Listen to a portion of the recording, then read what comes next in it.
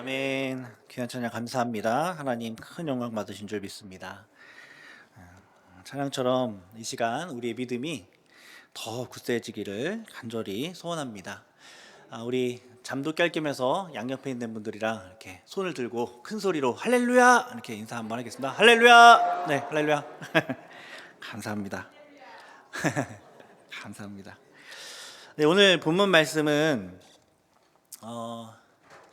거짓 교사들에 대한 어떤 책망, 그리고 거짓 교사들을 향한 저주, 이런 것들이 가득 차 있는 말씀입니다. 그래서 참 이 은혜로운 주일에 이렇게 나누기가 참 쉽지 않은 말씀이긴 한데, 오늘 이 자리에 모인 성도님들 가운데 우리 거짓 교사들은 안 계시죠? 그죠? 거짓 교사들은 안 계신데, 근데 하나님께서 오늘을 살아가는 우리들에게 이 말씀을 주신 이유가 무엇일까? 우리 한번 생각을 해보아야 합니다.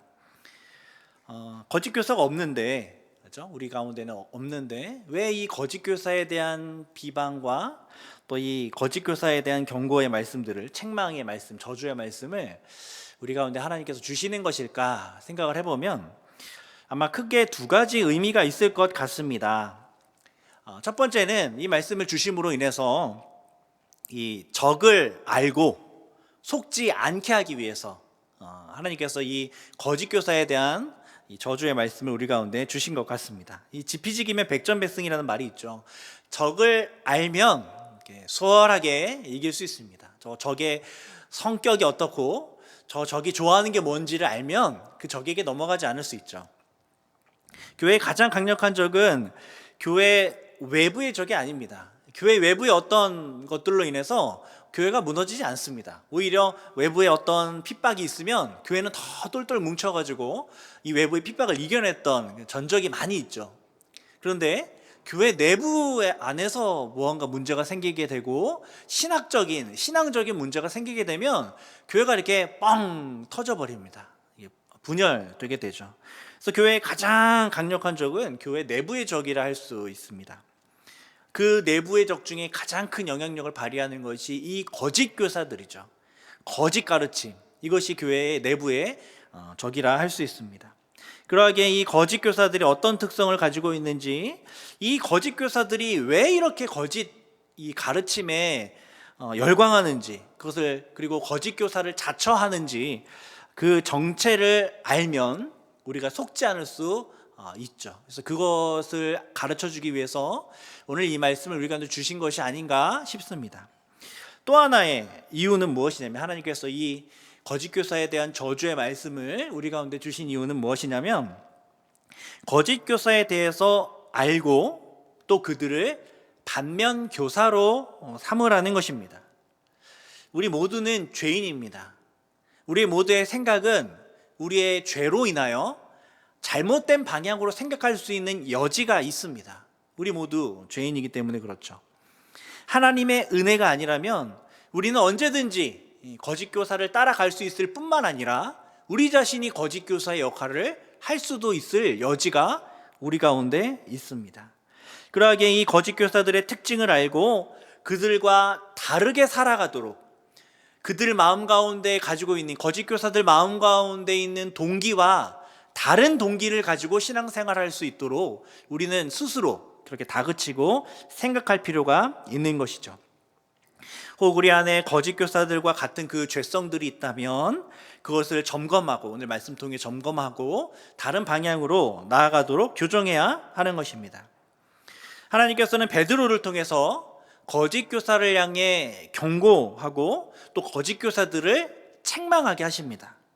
그리고 그 말씀을 통하여서 오늘을 살아가는 우리에게, 그리고 교회의 모든 성도들에게 그 거짓 교사에게 속지 않게 하고 또 거짓 교사들처럼 되지 않고 경건하게 살아가도록 독려해주고 있는 것입니다.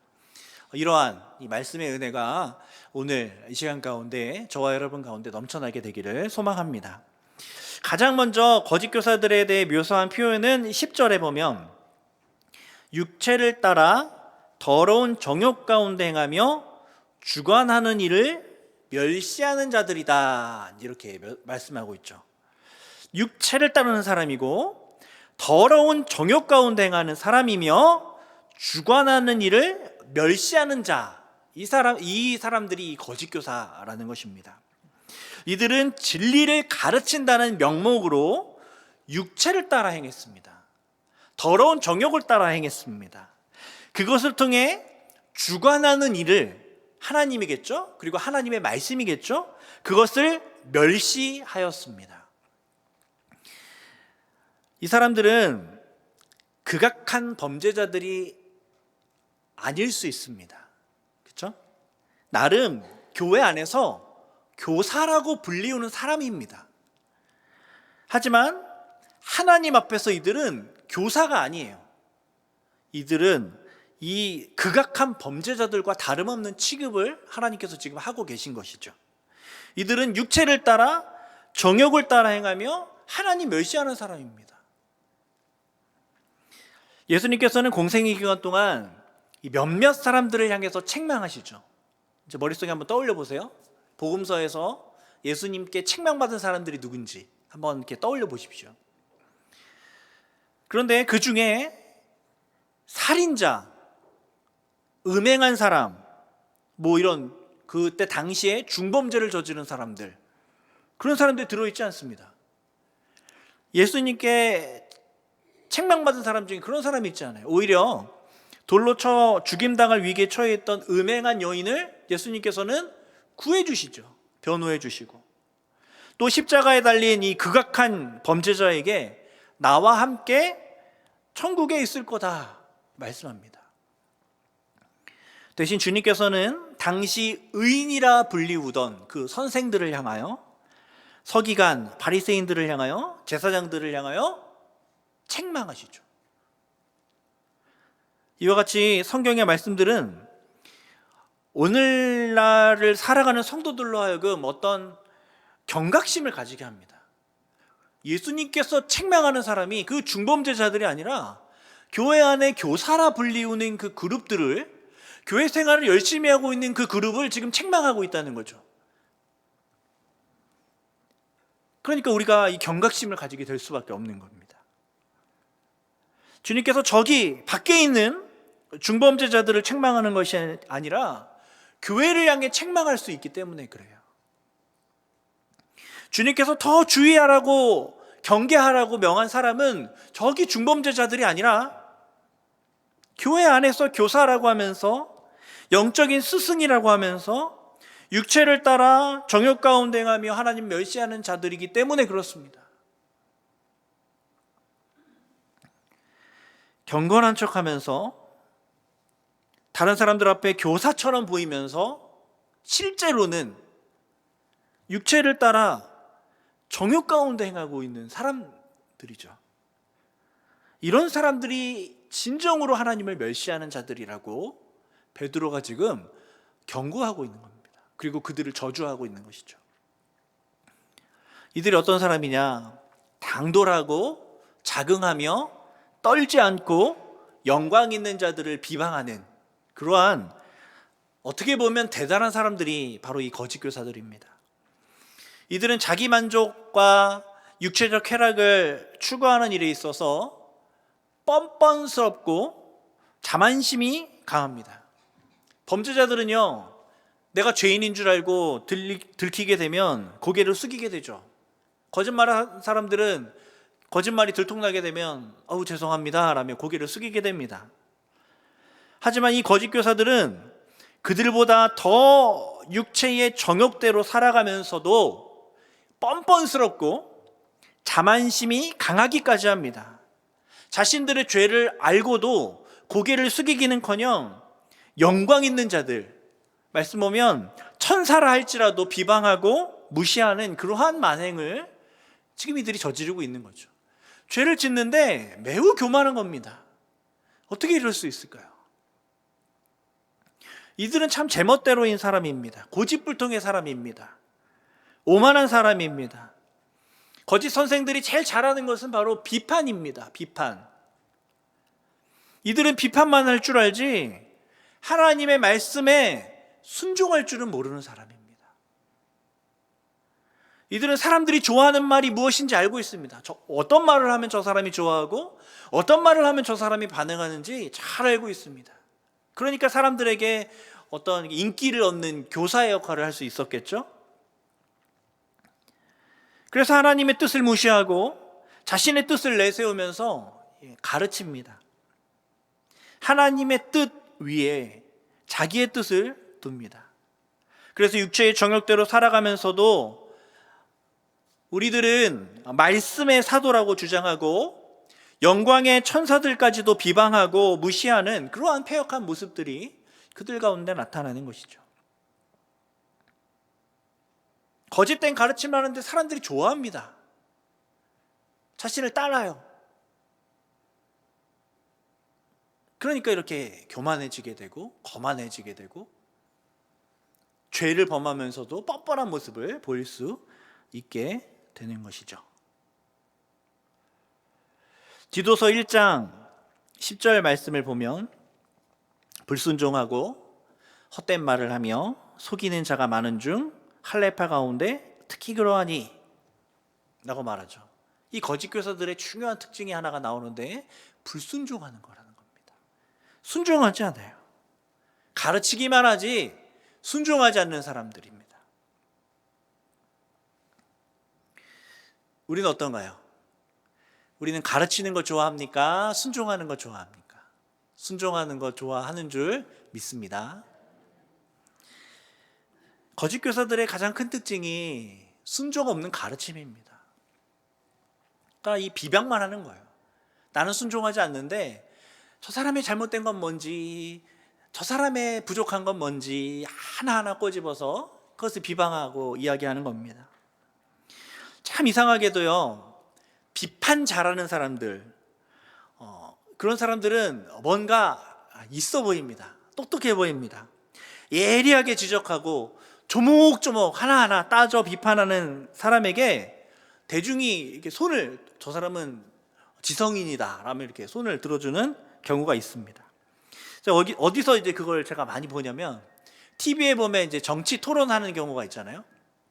그때 보면 내가 이러이러한 정책을 어떠한 예산을 가지고 어떠한 문제를 어떻게 해결하겠다 이렇게 이제 이야기를 하지 않고 뭘 얘기하냐면 상대방 후보의 어떤 잘못이 뭐가 있으며 그 정책에 뭐가 허점이고 자기 정책을 얘기하는 게 아니라 이 상대 후보의 어떤 잘못된 것들을 조목조목 비판하는 것을 보게 됩니다. 정치인들이 왜 그럴까요? 그래야 먹히거든요. 그래야 사람들이 좋아하거든요. 저 사람의 잘못된 거 들춰내는 게 더 점수를 얻기 쉬운 방법이기 때문에 그렇게 하는 것이죠. 그래서 상대 후보의 말을 곱씹고 상대 후보가 한 행동들을 곱씹어서 비판거리들을 찾아내고 그걸 밝히려고 온힘 쏟는 것을 제가 많이 보았습니다. 칭찬보다는 비방이 더 기억이 오래 남는 거죠. 누군가를 날카롭게 비방하는 사람이 능력 있어 보이고 지혜롭게 보이기 때문에 그렇습니다. 거짓 교사들이 그랬다는 거예요. 자신들은 육체의 정욕대로 살아가면서 자신들을 하고 싶은 대로 살아가면서 영광 있는 자들을 날카롭게 비판하는 겁니다. 세워진 사람을 날카롭게 비판하는 겁니다. 그들로부터 배우고 그들처럼 하나님을 온힘 다해 섬길 생각을 하지 않고 그저 비판하는 겁니다. 흠집을 찾아내는 거죠. 더구나 오늘 말씀 보면 11절을 보면 더 큰 힘과 능력을 가진 천사들도 그들을 비방하고 고발하지 않는다 기록되어 있습니다. 이 거짓 교사들보다 훨씬 더 큰 힘과 훨씬 더 많은 지식과 능력을 가지고 있고 하나님을 온전히 높이고 살아가고 있고 경건하게 살아가는 이 천사들조차 비방하지 않고 고발하지 않는데 이 거짓 교사들이 이 천사들을 비방하는 그런 말도, 그들을 비방하는 말도 안 되는 그런 짓을 하고 있다는 겁니다. 그들은 순종함으로 육체의 정욕을 제어할 필요가 있었습니다. 다른 이들을 비방하기 전에 하나님의 말씀으로 자기를 먼저 살피고 자기가 먼저 순종하는 것이 먼저였습니다. 하지만 그들은 순종하기보다는 비방 먼저 하기를 선택하였습니다. 자기 자신을 살피는 것보다, 그러니까 내가 이렇게 겸손의 자리로 올라가는 것보다 다른 이들을 비방하며 다른 이들을 내 자리로 끌어내리는 그러한 선택을 한 것이죠. 마치 이성 없는 짐승이 알지 못하는 것을 아는 척하면서 물어뜯고 비방하는 것처럼, 그렇게 이들이 짐승처럼 물어뜯고 비방하는 일들을 하였습니다. 비방을 위한 비방을 거침없이 행하였습니다. 그래서 그들은 육체를 따라 더러운 정욕 가운데 행하며 주관하는 일을 멸시하는 거짓 교사가 되어버린 것이죠. 그리고 그 거짓 교사로 굳어져 버린 것이죠. 사랑하는 성도 여러분, 순종하지 않고 비방만 하는 사람은 거짓 교사가 될 확률이 높다는 것 기억하실 수 있기를 소원합니다.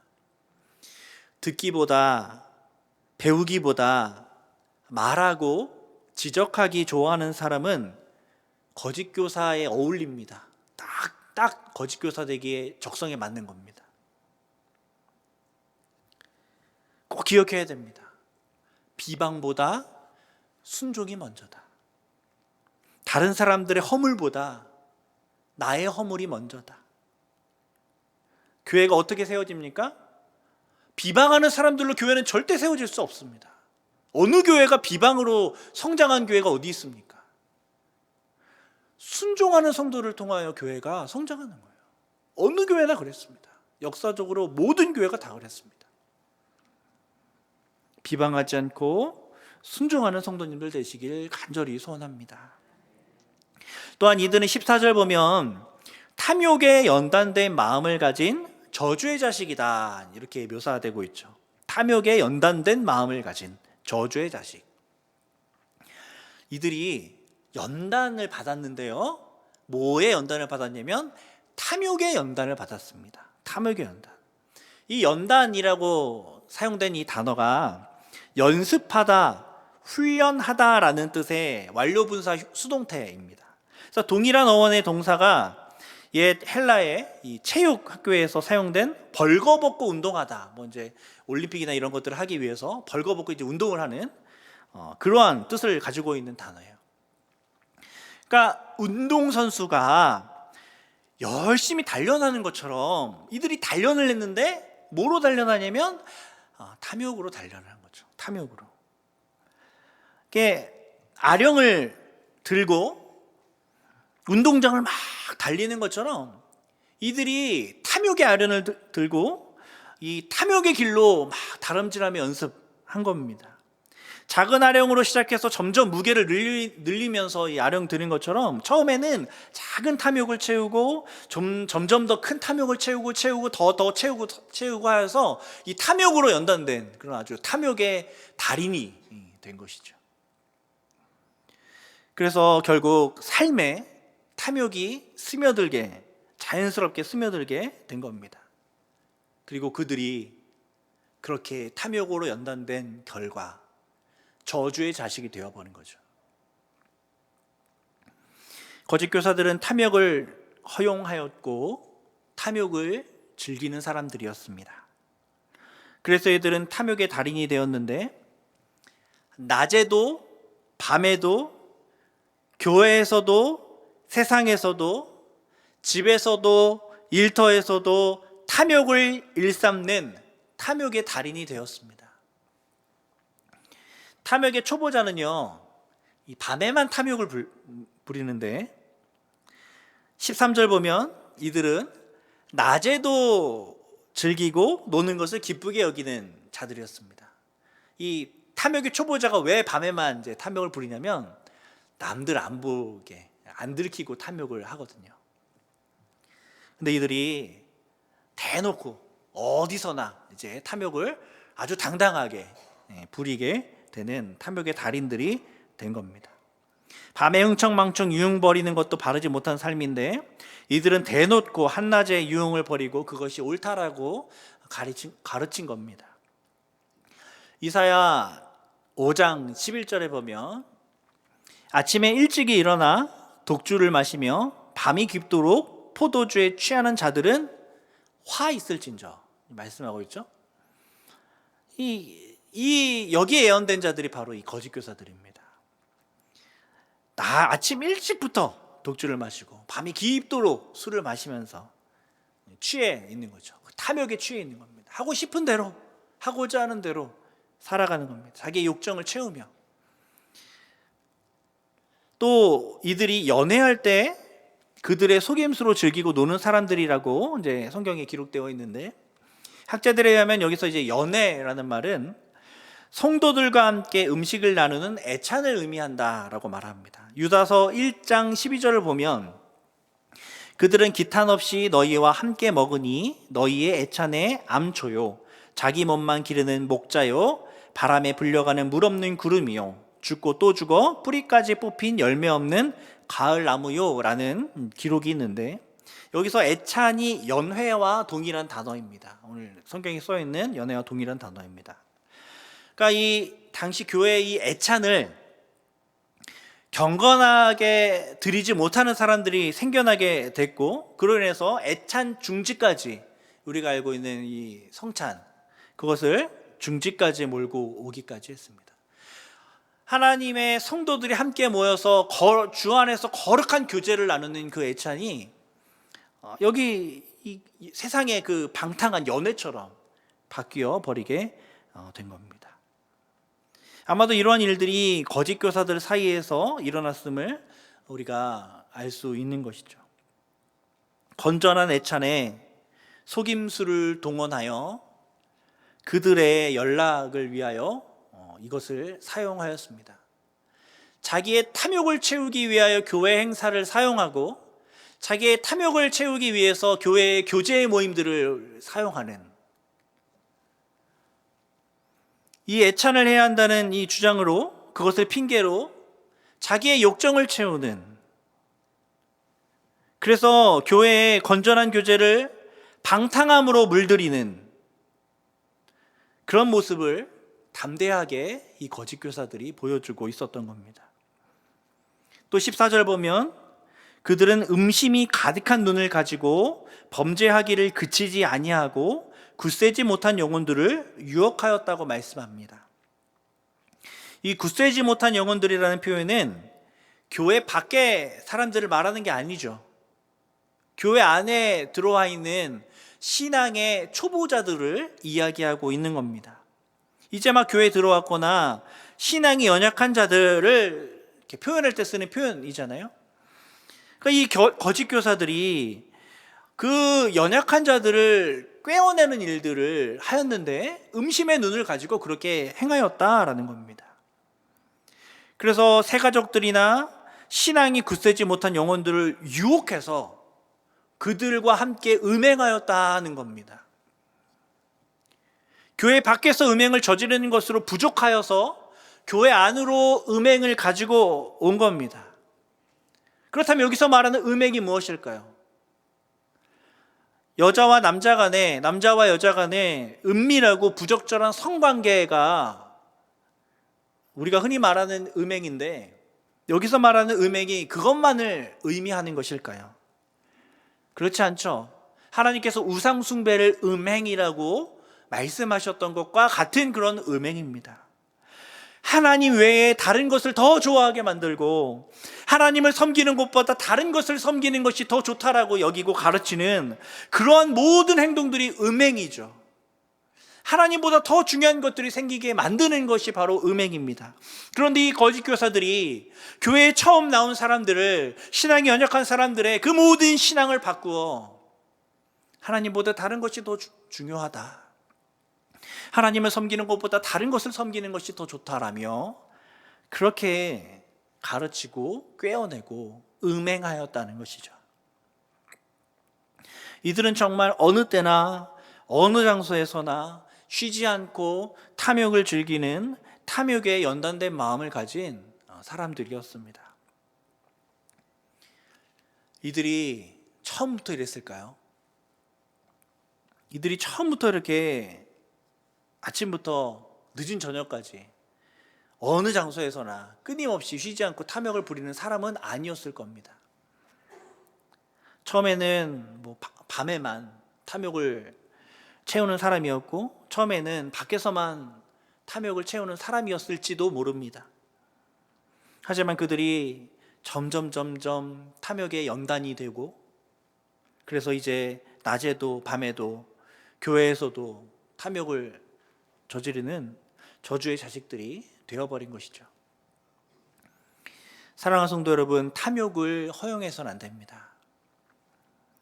탐욕을 허용할 때 하나둘 우리의 잘못된 욕구를 잘못된 방법으로 채워나갈 때 어느 순간 우리는 거짓 교사처럼 되어 있을지 모릅니다.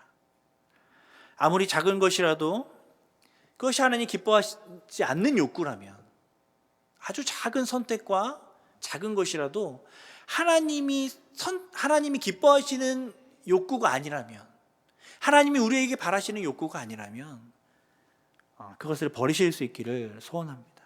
그리고 그 탐욕을 버리고 그 대신 거기에 무엇을 채워 놓아야 합니까? 경건을 채워 놓으라고 하나님 말씀하십니다. 그래서 탐욕에 연단되는 것이 아니라 경건으로 연단되는 모든 성도님들이 되셔야 하는 거죠. 몸이 원하는 것 하지 않고 경건이 원하는 것으로 하는 것입니다. 아침에 일찍 일어나 기도하고 밤에 피곤하지만 말씀을 보고 육체의 욕구를 채우는 대신 하나님의 말씀으로 우리의 안을 채우려고 하는 그 모든 것이 사실 오늘날 살아가는 현대인들에게 정말 쉽지 않은 일들이기도 합니다. 하지만 탐욕 대신 경건으로 연단되어야만 우리는 온전한 성도가 될 수 있습니다. 그것은 선택이 아니라 우리 의무입니다. 힘들고 어려울 수 있지만 그렇게 경건으로 우리 안을 채워나갈 때 우리 하나님께서 역사하십니다.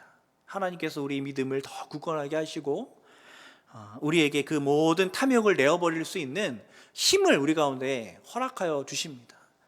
참된 행복이 무엇입니까? 이 경건함으로 살아가는 것이 참된 행복입니다.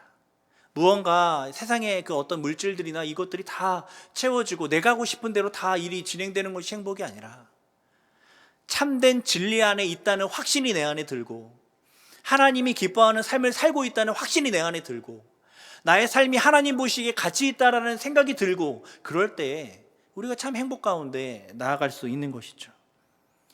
힘들고 어려울 수 있으나 하나님의 말씀으로 우리의 삶을 가득 채우고 탐욕이 아닌 경건으로 채워나가실 수 있는 모든 성도님들 되시길 간절히 소원합니다. 마지막으로 이 거짓 교사들은 부올의 아들 발람과 같이 불의의 삭을 사랑하는 사람들입니다. 물질에 대한 욕심으로 잘못된 길을 가는 사람이라 할 수 있죠. 물질에 대한 욕심으로 잘못된 길을 가는 사람. 15절을 보면 이 거짓 교사들은 바른 길을 떠나서 미혹되어 부올의 아들 발람의 길을 따르는데 그는 불의의 삭을 사랑한 사람이었다라고 성경이 말씀하고 있죠. 발람이 누굽니까? 성경에 선지자라고 쓰여 있죠. 그는 선지자라고 불릴 만큼 하나님이 누구신지 알고 있고 하나님의 뜻이 무엇인지도 알고 있었다고 성경이 묘사합니다. 또 하나님의 은혜를 받은 선지자였습니다. 그리고 그는 한 나라의 왕이 찾아올 정도로 엄청난 은사를 하나님께 받은 사람이었어요. 그러나 그는 왕이 제시하는 재물과 명예에 눈이 멀어서 이제 이스라엘 백성을 저주하는 그 길에 동참하게 됩니다. 하나님의 뜻대로 바른 길을 가는 대신에 재물과 명예를 얻기 위해 잘못된 길을 가는, 성경에 어떤 표현을 하냐면 미친 행동을 하는 사람이 되어버린 것이죠. 이런 선택은 참으로 이해하기 어려운 선택입니다. 아니, 어떻게 하나님의 뜻도 알고 하나님께 그렇게 은혜를 받은 사람이 이 물질에 대한 욕심으로 잘못된 길을 갈 수 있을까? 참 이해가 되지 않습니다. 그래서 16절 보면 이것은 말 못하는 짐승인 나귀를 통하여서 꾸짖을 만한 미친 짓이라고 기록하고 있는 거죠. 이 미친 짓 아니냐? 어떻게 하나님의 뜻을 알고 하나님의 은혜를 받았는데 그것을 버리고 그 물질의 욕심을 따라 다른 길을 갈 수 있는 그 미친 짓을 할 수 있느냐? 그래서 저는 이 말씀을 보면서 이 거짓 교사들이 하는 이 짓거리들이 정말 미친 짓과 같다는 생각이 들어서 오늘 설교의 제목을 미친놈들이라고 이렇게 딱 하려다가, 그렇게 하면 혹 성도님들이 오늘 저녁 예배 조 목사가 설교 제목을 미친놈들이라고 했네, 미쳤나봐 이럴까봐 제가 좀 순화된 다른 제목으로 바꾸었습니다. 아니 어떻게 하나님 뜻을 알고 하나님께 은혜를 받았는데 그 모든 은혜를 버리고 재물과 명예를 쫓아갈 수 있습니까? 미친 거 아닙니까? 그게 사람이 할 짓입니까? 사이코패스 아닙니까? 그런데 이렇게 이해하지 못한 행동을 하는 사람들이 있어요. 당시 거짓 교사들도 그렇지만 정말 두려운 마음이 드는 것은 우리에게도 그런 미친 모습들이 보일 때가 있다는 겁니다. 하나님 뜻을 알고 하나님의 은혜를 받았는데, 나 같은 자를 구원해 주신 그 하나님의 은혜를 경험하였는데 그 모든 은혜를 다 버리고 재물과 명예를 따르는 길을 선택하는 그런 미친 행동들이 우리 가운데 종종 나타나게 되는 것입니다. 불의의 삭슬 사랑하면 이런 이해할 수 없는 선택을 하게 된다고 성경이 우리 가운데 경고하고 있는 것이죠. 거짓 교사들이 아무 이유 없이 거짓 교사 역할을 한 것이 아닙니다. 거짓 교사들이 오늘날을 살아가는 우리 모든 교회 성도님들보다 더 악하고 더 멍청해서 그렇게 된 것이 아닙니다. 불의의 삭슬 하나님보다 더 사랑해서, 재물과 명예를 하나님보다 더 사랑해서 이런 거짓 교사의 역할을 그들이 하게 된 것이죠.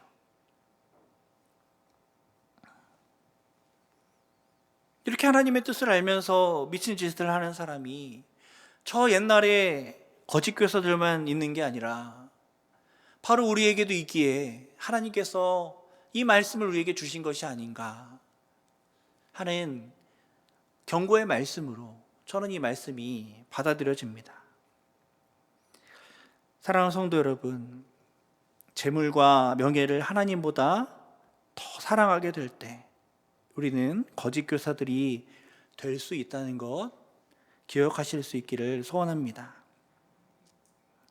재물과 명예에 우리 마음을 계속 조금씩 빼앗기다 보면 세상의 방식과 세상에서 말하는 것에 조금씩 우리의 마음을 빼앗기다 보면 결국에는 발람처럼 하나님이 기뻐하지 않는 뜻이 분명함에도 불구하고 그 잘못된 길을 향해 나아가게 되고, 거짓 교사들처럼 내가 죄를 짓고 있는 것이 분명함에도 불구하고 뻔뻔한 모습으로 다른 사람들도 그 죄에 이끌게 되는 저주의 자식이 되어버리는 그런 모습이 될 수도 있음을 우리는 경계해야 할 것입니다.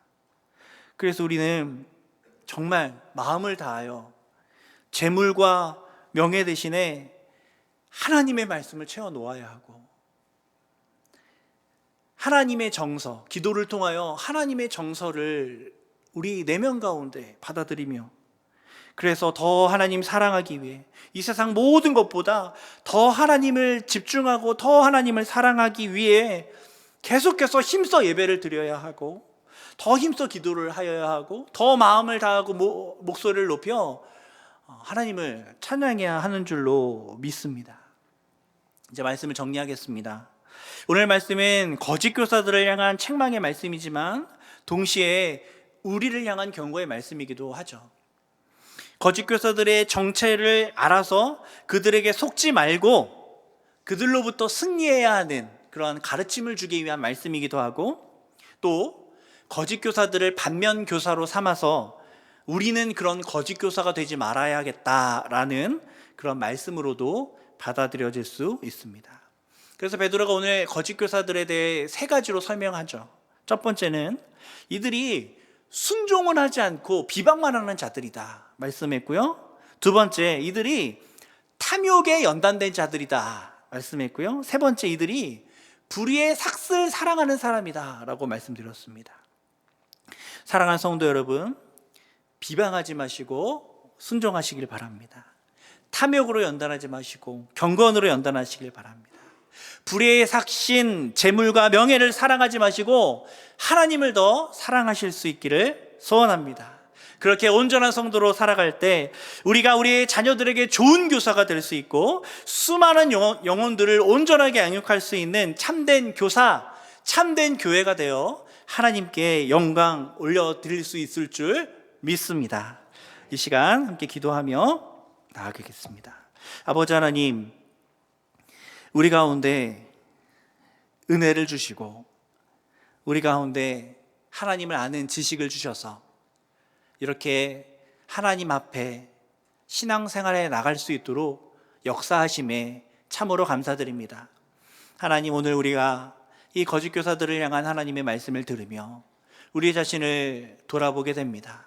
우리 안에 있는 작은 악의 마음들, 우리 안에 선택하였던 잘못된 모든 선택들, 하나님보다 더 사랑하였던 모든 것들 우리가 돌아보며 하나님 앞에 겸비한 모습으로 서 있습니다. 주님, 우리의 모든 죄, 우리의 모든 연약함 용서하여 주시고 이제 하나님 말씀 우리 마음 가운데 새기며 탐욕이 아닌 경건으로 우리의 모든 연단을 하고 이 세상 모든 것보다 하나님을 더 사랑하는, 그리고 비방보다 순종의 모습으로 하나님 앞에 나아가는 우리 모두가 될 수 있도록 은혜해 주시옵소서. 말씀하신 주님께서 우리의 삶 가운데 이 모든 일들 이루실 줄 믿고 감사드리며 예수님 이름으로 기도드립니다. 아멘.